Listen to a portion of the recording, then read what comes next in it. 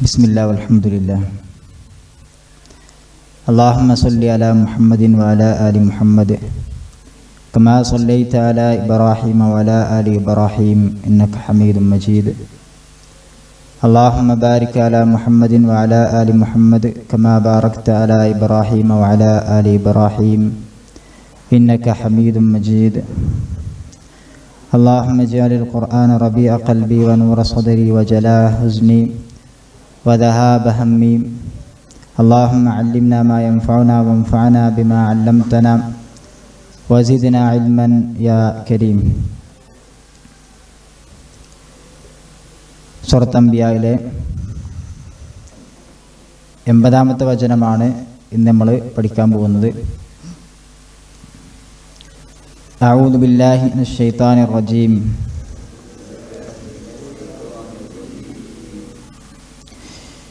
വഅല്ലംനാഹു സൻഅത ലബൂസിൻ ലക്കും ലിതുഹ്സിനകും മിൻ ബഅസികും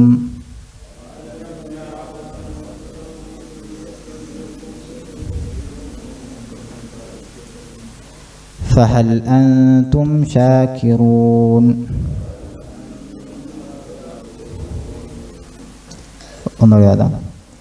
وعلمناه صنعة لبوس لكم لتحصنكم من بأسكم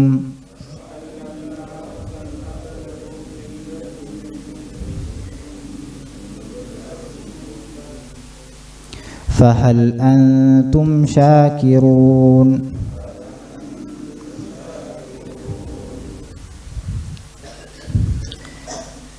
കഴിഞ്ഞ ആയത്തിൽ ദാവൂദ് നബി അലൈഹി സ്വലാത്തു വസ്സലാമക്ക് നൽകിയ പ്രത്യേക അനുഗ്രഹങ്ങളെക്കുറിച്ചാണ് അല്ലാഹു സുബ്ഹാനഹു വ തആല പറഞ്ഞത്. അതിൻ്റെ ബാക്കിയാണ് 80-ാമത്തെ വചനവും. വഅല്ലംനാഹു സൻഅത ലബൂസിൻ ലക്കും. വഅല്ലംനാഹു, നാം അദ്ദേഹത്തിന് പഠിപ്പിച്ചു കൊടുത്തു. സൻഅത ലബൂസിൻ, ലബൂസ് ഉണ്ടാക്കുന്നത്.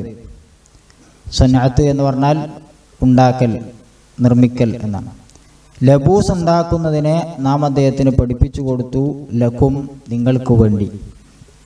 അപ്പം ലബൂസ് എന്ന് പറഞ്ഞാൽ എന്താണ്? അറബി ഭാഷയിൽ ലബൂസ് എന്നതിന് വ്യത്യസ്തമായ അർത്ഥങ്ങളുണ്ട്. ഇവിടെ പടയങ്കി, പടച്ചട്ട എന്നാണ് അർത്ഥം. ലബൂസ് എന്ന് പറഞ്ഞ ഭാഷയിൽ ധരിക്കപ്പെടുന്നതിനൊക്കെ ലബൂസ് എന്ന് പറയും. ലിബാസ് നമ്മൾ കേട്ടിട്ടുണ്ടാവും. അതേ സമാനമായൊരു പദമാണ് ലബൂസ്. ധരിക്കപ്പെടുന്നതിനൊക്കെ ലബൂസ് എന്ന് പറയും. അറബികളും അങ്ങനെ തന്നെ ഉപയോഗിച്ചിട്ടുണ്ട്. പടച്ചട്ട എന്ന അർത്ഥത്തിലും അവരൊക്കെ ഉപയോഗിച്ചിട്ടുണ്ട്. ജാഹിലി കവികൾ പോലും അതൊക്കെ പാടിയിട്ടുണ്ട്.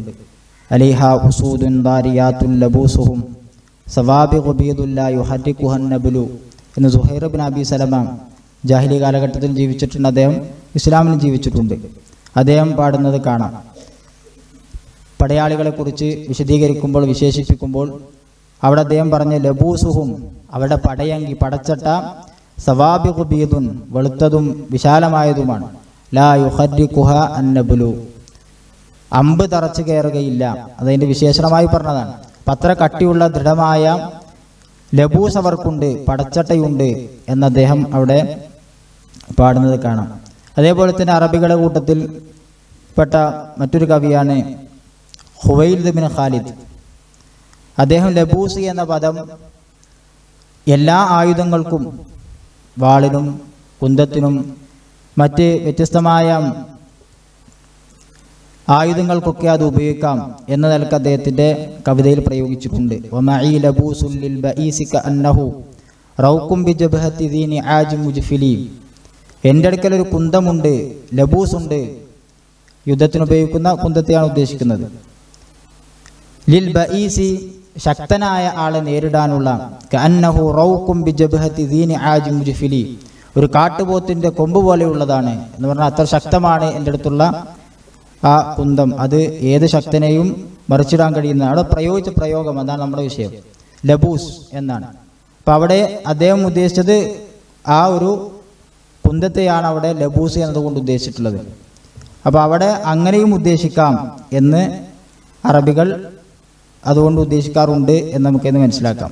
അതുപോലെ തന്നെ ധരിക്കുന്ന എല്ലാത്തിനും പൊതുവായി ലബൂസ് എന്ന പദം ഉപയോഗിക്കുമെന്നാണ്. ഇബ്നു സിക്കീത്ത്, അബ്ബാസി കാലഘട്ടത്തിൽ ജീവിച്ച ഇബ്നു സിക്കീത്ത് എന്ന് പറയുന്ന കവി അദ്ദേഹത്തിൻ്റെ കവിതയിൽ കൊടുത്തിട്ടുണ്ട്, ഇൽബസ് ലികുല്ലി ഹാലത്തിൻ ലബൂസഹ ഇമ്മാ നഈമഹ വ ഇമ്മാ ബൂസഹ.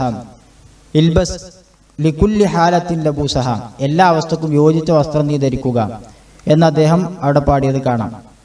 അപ്പോൾ ഈ കവിതകളൊക്കെ പറയാൻ കാരണം ഭാഷയിലെ അടിസ്ഥാനങ്ങൾ നോക്കുമ്പോൾ അവിടെ നമ്മൾ അറബി കവിതകളിലാണ് ഇതിൻ്റെയൊക്കെ പ്രയോഗങ്ങൾ കാര്യമായി വരിക, അതിൻ്റെ അർത്ഥങ്ങളും കാര്യങ്ങളൊക്കെ. അതുകൊണ്ടാണത് പറഞ്ഞു പോയത്. തഫ്സീറുകളിലൊക്കെ ഈ ഒരു വിശദീകരണം കാണാം. അപ്പോൾ ലബൂസ് എന്ന പദത്തിന് ഇത്രയും അർത്ഥങ്ങളിൽ അത് ഉപയോഗിക്കും. ഇവിടെ പരിശുദ്ധ ഖുർആൻ ഉപയോഗിച്ചത് ലബൂസ് എന്നത് പടച്ചട്ടക്കാണ്. പടയങ്കി, പടച്ചട്ട എന്നൊക്കെ നമുക്കതിന് പറയാം.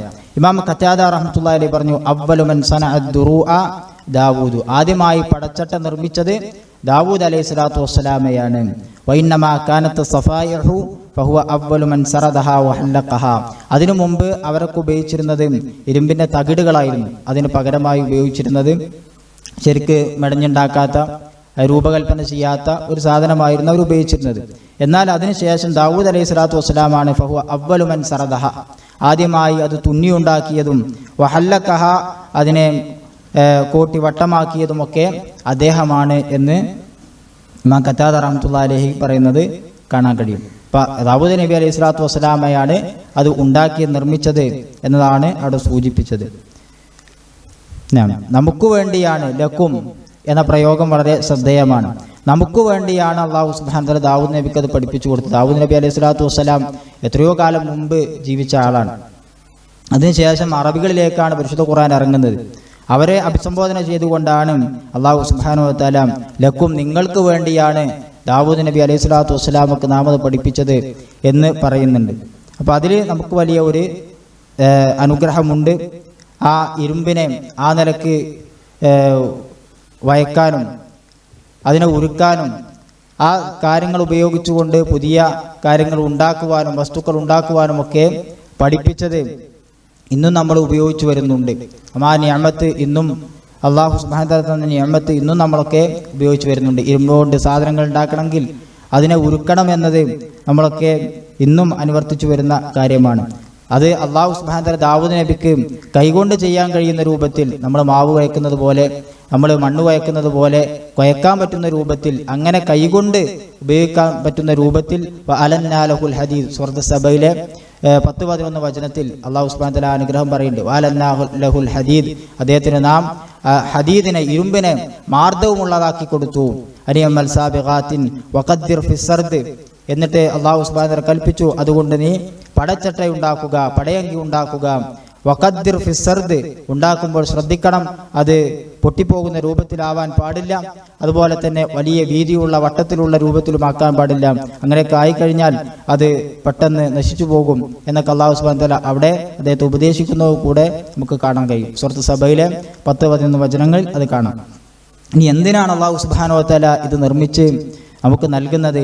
ലിതുഹ്സിനകും മിൻ ബഅസികും, അള്ളാഹു തന്നെ അതിൻ്റെ കാര്യം പറഞ്ഞു. ലിതുഹ്സിനകും മിൻ ബഅസികും, യുദ്ധത്തിൽ നിന്ന് നിങ്ങളെ സംരക്ഷിക്കുവാൻ വേണ്ടി, ശത്രുവിൽ നിന്ന് സംരക്ഷിക്കുവാൻ വേണ്ടി, വാളുകളുടെയും അതുപോലെ തന്നെ കുന്തത്തിൻ്റെയും മറ്റു ഉപകരണങ്ങളുടെയും ഒക്കെ ഉപദ്രവത്തിൽ നിന്ന് നിങ്ങളെ തടയാൻ വേണ്ടി ലിതുഹ്സിനകും മിൻ ബഅസികും എന്നാണ് അള്ളാഹു സുബ്ഹാനഹു വ തആലയെ കുറിച്ച് പറഞ്ഞത്. അവിടെ 2-3 പാരായണങ്ങളുണ്ട് എന്ന് പണ്ഡിതന്മാർ പറയുന്നുണ്ട്. 3 രീതിയിൽ അത് ഓതപ്പെട്ടിട്ടുണ്ട്. നമുക്കറിയാം 7 പ്രധാനപ്പെട്ട ഓത്തുകൾ, മുത്തവാത്തിറായി വന്ന 7 ഓത്തുകളുണ്ട്. ആ 7 ഓത്തുകളിലും 7 ഇമാമിങ്ങളുടെ ഓത്തുകൾ, അതിൽ 5 ഇമാമിങ്ങളും ഓതിയത് ലിയുഹ്സിനകും എന്നാണ്. അവിടെ യാ വെച്ചിട്ടാണ് ഓതിയിട്ടുള്ളത്. നമ്മുടെ ഖുർആനിലുള്ളത് ലിതുഹ്സിനകും എന്നാണല്ലോ, നമുക്ക് നോക്കിയാൽ കാണാം ലിതുഹ്സിനകും എന്നാണ്. കാരണം ആ റിവായത്ത് ഹഫ്സ് അൻ ആസിം എന്ന് പറയുന്ന, ആസിം അബിൻ നജൂദ് എന്ന് പറയുന്ന ഈ 7 ഒരു പ്രധാനപ്പെട്ട പണ്ഡിതൻ, കുഫക്കാരനാണ് അദ്ദേഹം. അദ്ദേഹത്തിൽ നിന്ന് ഹഫ്സ് റിപ്പോർട്ട് ചെയ്ത റിവായത്താണ് നമ്മളൊക്കെ ഓതിക്കൊണ്ടിരിക്കുന്നത്. നമ്മൾ ഖുർആനൊക്കെ ആ നിരക്കുള്ളതാണ്. അതിലെങ്ങനെയാണ് വന്നിട്ടുള്ളത്? ലിതുഹ്സിനകും, നമ്മൾ ഓതുന്ന രൂപത്തിലാണ് വന്നിട്ടുള്ളത്. എന്നാൽ ഈ ആസിമിൽ നിന്ന് തന്നെ ശുഅബ എന്ന് പറയുന്ന പണ്ഡിതൻ റിപ്പോർട്ട് ചെയ്ത വേറെ റിവായത്തുണ്ട്. അതിൽ എങ്ങനെയാണുള്ളത്? ലിനുഹ്സിനകും എന്നാണുള്ളത്, നൂന് കൊണ്ടാണുള്ളത്. അപ്പോൾ 3 രീതിയിൽ അത് ഓതപ്പെട്ടിട്ടുണ്ട് നമ്മൾ മനസ്സിലാക്കേണ്ടതുണ്ട്. അതൊക്കെ മുതവാത്തിറായി വന്ന സഹിയായ റിപ്പോർട്ടുള്ള സനദുള്ള ഓത്ത് തന്നെയാണ്. ലി തുഹ്സിനക്കും യുഹ്സിനക്കും നുഹ്സിനക്കും എന്ന് 3 നിലക്കും അത് ഓതപ്പെട്ടിട്ടുണ്ട് എന്നത് നമ്മളൊന്ന് മനസ്സിലാക്കി വെക്കുക.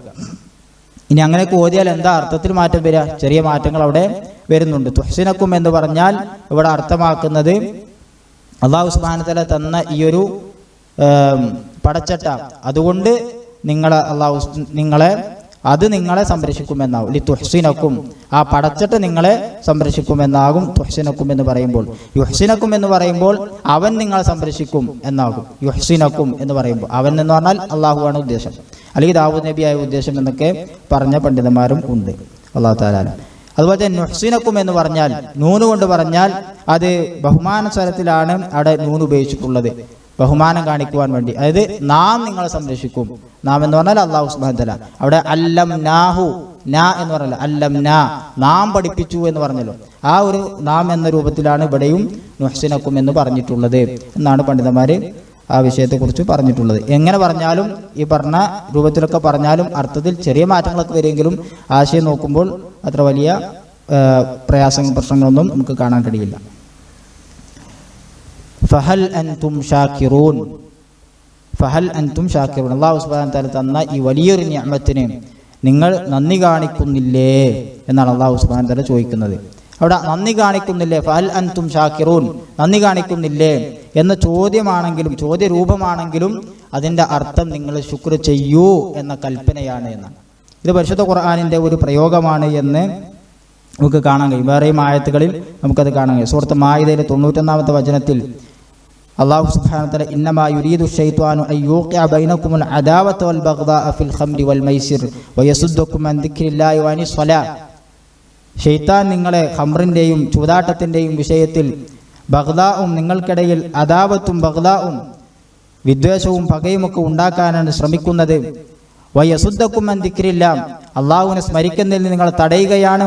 വഅനിസ് സ്വലാത്തി, നിസ്കാരത്തിൽ നിന്ന് തടയുകയാണ്. ഫഹൽ അൻതും മുൻതഹൂൻ, നിങ്ങൾ അതിൽ നിന്ന് വിരമിക്കാറായില്ലേ എന്ന് അള്ളാഹു ചോദിക്കുന്നു. ഫഹൽ അൻതും മുൻതഹൂൻ, നിങ്ങൾ വിരമിക്കാറായില്ലേ എന്ന് ചോദിച്ചാൽ ഇൻതഹൂ, നിങ്ങൾ വിരമിക്കൂ എന്നാണ് അള്ളാഹു സുബ്ഹാനഹു വ തആല പറയുന്നത്. ഇത്രയും കാര്യങ്ങൾ ശൈത്താനുകളെ കൊണ്ട് ചെയ്യിക്കുന്നുണ്ട്, അതുകൊണ്ട് അത് നിങ്ങൾ ഒഴിവാക്കണം എന്നാണ് അള്ളാഹു സുബ്ഹാനഹു വ തആല അവിടെ പറഞ്ഞത്. അതുകൊണ്ടാണ് ഉമർ റളിയല്ലാഹു അൻഹു ഈ ആയത്ത് കേട്ടപ്പോൾ അദ്ദേഹം കൊടുത്ത മറുപടി ഇൻതഹൈനാ യാ റബ്ബു, റബ്ബേദാ ഞാൻ നിർത്തി, ഞങ്ങൾ നിർത്തി എന്നാണ്. നിർത്തു എന്ന പ്രയോഗം കേട്ടപ്പോൾ അദ്ദേഹം കൊടുത്ത മറുപടി അള്ളാഹുവെ നിർത്തി എന്നാണ് എന്ന് ചരിത്രത്തിൽ കാണാം. വേറെയും ആയത്തുകളിലുണ്ട്. സൂറത്ത് ആൽ ഇംറാനിലെ 20-ാമത്തെ വചനത്തിൽ വഖുല്ലിൽ ലദീന ഊതുൽ കിതാബ വൽ ഉമ്മീന അസ്ലംതും, കിതാബ് നൽകപ്പെട്ടവരോടും കിതാബ് നൽകപ്പെടാത്ത ഉമ്മീങ്ങളായ അറബികളോടും പ്രവാചകരെ താങ്കൾ പറയുക അസ്ലംതും, നിങ്ങൾ ഇസ്ലാം സ്വീകരിക്കുന്നില്ലേ. അതായത് അസ്ലിമു, നിങ്ങൾ ഇസ്ലാം സ്വീകരിക്കൂ എന്നാണ് അവിടെയും അല്ലാഹു സുബ്ഹാനഹു വ തആല അവിടെ പറയുന്നത് എന്നാണ്. ഫഹൽ അൻതും ഷാക്കിറൂൻ, അപ്പോൾ നിങ്ങൾ ശുക്ർ ചെയ്യുന്നില്ലേ എന്ന് പറഞ്ഞാൽ നിങ്ങൾ ശുക്ർ ചെയ്യൂ. ശുക്ർ എന്ന് പറഞ്ഞാൽ എന്താണ്? ശുക്റുൽ അബ്ദി ലി റബ്ബിഹി, ഒരു അടിമ തൻ്റെ റബ്ബിന് ശുക്ർ ചെയ്യുക എന്ന് പറഞ്ഞാൽ എന്താണ്? അയ്യസ്തഈന ബിനിഅമിഹി അലാ ത്വാഅതിഹി, അല്ലാഹു സുബ്ഹാനഹു വ തആല അദ്ദേഹത്തിന് കൊടുത്തിട്ടുള്ള നിഅമത്തുകൾ, ആ നിഅമത്തുകൾ ഉപയോഗപ്പെടുത്തിക്കൊണ്ട് അല്ലാഹു സുബ്ഹാനഹു വ തആലയെ ആരാധിക്കുക, അവന് കീഴ്പ്പെട്ടുകൊണ്ട് ജീവിക്കുക എന്നതാണ് അതുകൊണ്ട് ഉദ്ദേശിക്കുന്നത്. നമുക്കൊരു അനുഗ്രഹം അല്ലാഹു സുബ്ഹാനഹു വ തആല തന്നാൽ, നല്ല ആരോഗ്യം തന്നാൽ, നല്ല സമ്പത്ത് തന്നാൽ, ആ സമ്പത്ത് ഉപയോഗിച്ച്, ആ ആരോഗ്യം ഉപയോഗിച്ച് അല്ലാഹു സുബ്ഹാനഹു വ തആലയുടെ മാർഗത്തിൽ മുന്നോട്ട് പോകാൻ ശ്രമിക്കുക. അതാണ് ശുക്ർ എന്ന് പറഞ്ഞാൽ. നമസ്കരിക്കുക, അതൊക്കെ കിട്ടുമ്പോൾ നമസ്കാരം ഒഴിവാക്കുക, സക്കാത്ത് ഒഴിവാക്കുക, സ്വതക്ക ഒഴിവാക്കുക, അതല്ല ശുക്ർ. അതൊക്കെ ചെയ്യാൻ വേണ്ടി ഇത് സഹായകമാവുക എന്നതാണ് ശുക്റിൻ്റെ ഏറ്റവും പ്രധാനപ്പെട്ട ഭാഗം എന്ന് പറയുന്നത്. ഇനി അങ്ങനെ ചെയ്താൽ അല്ലാഹു സുബ്ഹാനഹു വ തആല നമുക്ക് ഇങ്ങോട്ട് ശുക്ർ ചെയ്യുമെന്ന് കാണാം. ശുക്റു റബ്ബി ലി അബ്ദിഹി, ഒരടിമക്ക് അല്ലാഹു സുബ്ഹാനഹു വ തആല കൊടുക്കുന്ന ശുക്ർ അതെന്താണ്? അയ്യുസീബഹു സവാബൽ ജസീല മിൻ അമലിഹിൽ ഖലീൽ, അവൻ ചെയ്യുന്ന ഏറ്റവും ചെറിയ പ്രവർത്തനങ്ങൾക്ക് പോലും വമ്പിച്ച പ്രതിഫലങ്ങൾ അല്ലാഹു സുബ്ഹാനഹു വ തആല കൊടുക്കുമെന്നതാണ്. അപ്പോൾ ഇതാണ് അല്ലാഹു സുബ്ഹാനഹു വ തആല ഒരു അടിമക്ക് കൊടുക്കുന്ന ശുക്ർ എന്ന് പറയുന്നത്. അതുകൊണ്ട് തന്നെ ഇവിടെ നമുക്ക് അല്ലാഹു സുബ്ഹാനഹു വ തആല തന്നിട്ടുള്ള, ഇവിടെ പരാമർശിച്ചിട്ടുള്ള ആ ഒരു നിഅമത്ത്, ഇരുമ്പിനെ അല്ലാഹു സുബ്ഹാനഹു വ തആല നമുക്ക് വഴക്കി തന്നു, അതിനെ ഉരുക്കിക്കൊണ്ട് നമുക്ക് വ്യത്യസ്തമായ കാര്യങ്ങൾ ഉണ്ടാക്കാം. ഇന്ന് ലോകത്ത് എന്തൊക്കെ വസ്തുക്കൾ അതുകൊണ്ട് നമ്മൾക്ക് ഉണ്ടാക്കുന്നു, എത്ര ഉപകരണങ്ങൾ ഉണ്ടാക്കുന്നു, യുദ്ധോപകരണങ്ങളും അല്ലാത്തതും ഗൃഹോപകരണങ്ങളും തുടങ്ങി ഒരുപാട് കാര്യങ്ങൾ അതുകൊണ്ട് നമ്മൾക്ക് ഉണ്ടാക്കുന്നുണ്ട്.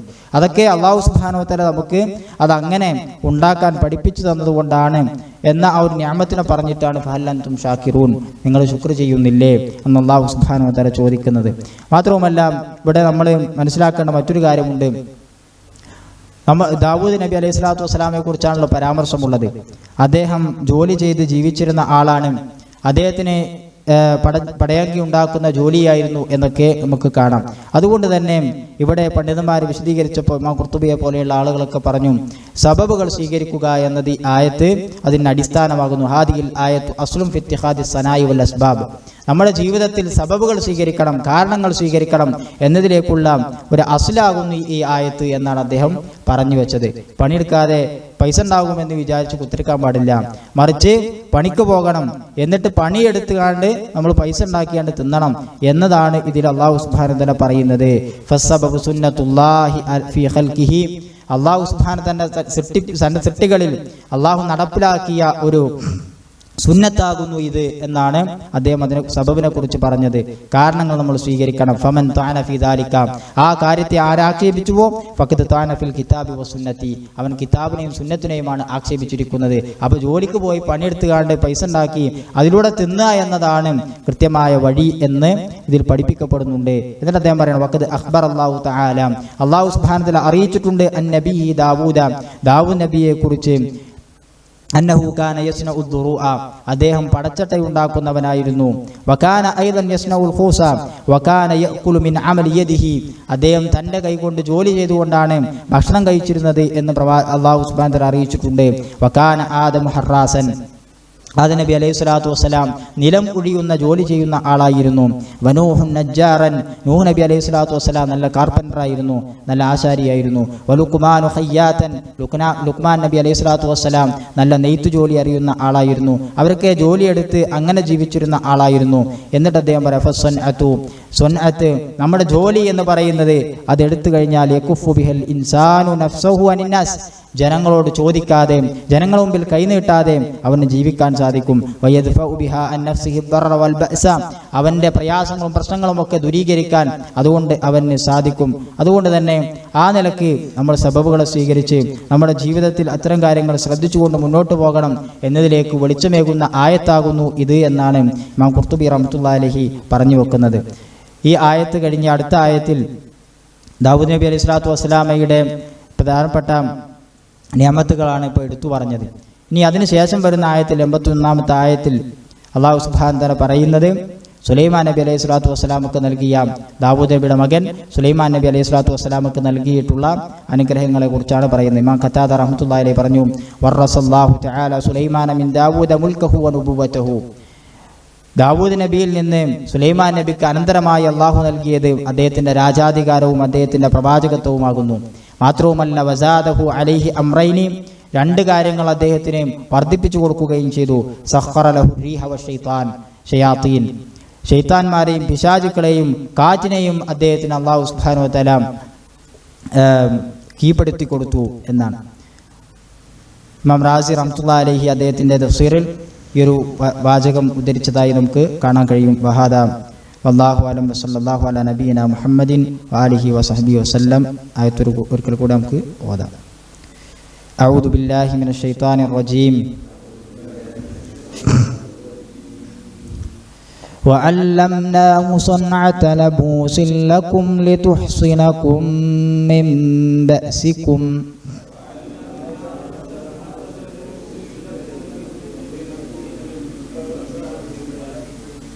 فهل أنتم شاكرون.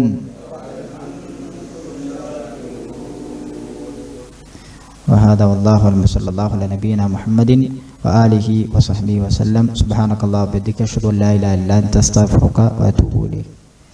السلام عليكم ورحمة الله وبركاته.